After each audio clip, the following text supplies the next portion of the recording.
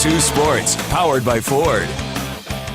Jack Pohl says one of the best things about being at spring training, he gets to catch up with former Dragons. Nick Senzel excited a lot of fans at Fifth Third Field and would like to provide that same electricity at Great American Ballpark. Thanks a lot, Hutch. The Reds really don't have that many question marks this spring training. They pretty much know their starting 8, except for maybe the center fielder. That's where Nick Senzel comes in, who took matters into his own hands to try and win the job early. I came to him and said I want to play center. How'd that work? That's the only position open. Yeah. Well, I think the one he's talking about was that I think we were at Reds Fest, and he walked by me and just kind of whispered it in my ear. But he got his point across, While Senzel was vocal about winning the job, he knows now is the time to earn it. Another tough position to learn, but I think I've taken to it pretty quick, and obviously learning under some great mentors and coaches that are helping me every day. So just another challenge, and excited to kind of try to conquer it and see how I play out there and see where after spring training it takes me. He's obviously very talented. He's a top prospect in the organization, but he has confidence, and that goes a long way. So it's not going to be easy. As talented and confident as he is, it's going to take a lot of work, but I know he's up for it. We're going to give him a chance to be as committed to it as we can for this entire spring training, and then see how things shake out at the end. Senzel has a career .314 batting average in the minor leagues. Now he looks to take that hot bat to the majors, where he hopes to find a home in center field. At Red Spring Training in Goodyear, Arizona, I'm Jack Pohl. Hutch, let's send it back to you. All right, thanks, Jack. On the subject of star power, our Operation Basketball Team of the Week has some, and we'll be looking to make some noise in the D1 tournament. Hey, I'm senior guard Michael Crowell. Welcome to Butler, home of the Aviators.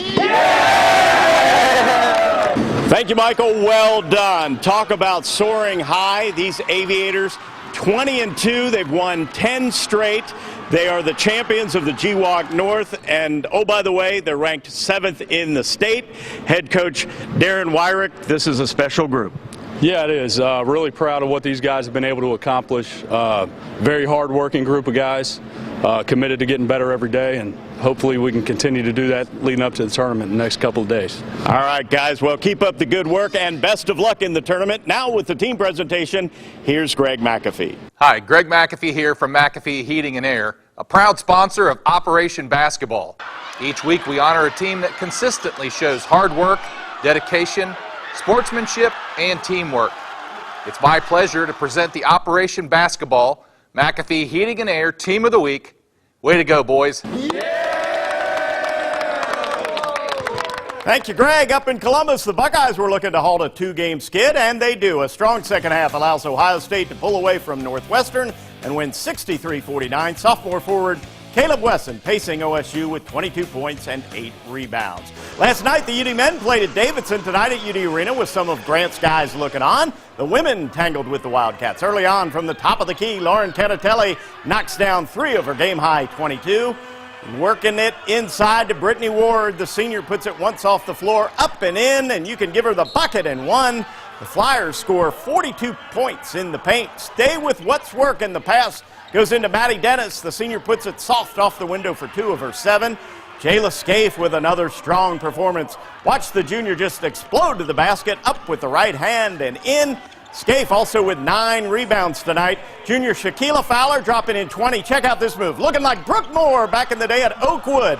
The students loving that. And the UD fans, well, they were liking the result as well. In overtime, Dayton outscores Davidson 16-2 and wins by a final of 83-69. The Flyers have won 2 straight and improved 11-1 on Blackburn Court. In girls high school D1 tourney action, Springboro defeats Edgewood 51-23. Centerville, well, they take out Sydney 78-8. In Division II, Bellbrook advances past Alter 55-40. Eaton a winner over Bellefontaine 57-38. Valley View defeats Monroe 41-36. And in D3, Miami East moves past Preble Shawnee 43-25. Horizon League leading Wright State returns to action tomorrow night. The Raiders will host Cleveland State in a 7 o'clock tip-off at the Nutter Center. Honestly, there's nothing better than college basketball because it's just so exciting. Everyone's tuned in. You know how crazy March Madness could get just because you never know what can happen, and anybody can be beat at any time. So coming prepared and being on your best game is really important to finishing the season the way you want to. I'm told Brooke still has game. She can still dunk with two hands. Nobody. I've seen her A donut. Yeah, Well, the that's coffee. true too. I have perfected those skills. Okay, we're coming right back. Brian's gonna have one final check of your forecast. You guys are terrible.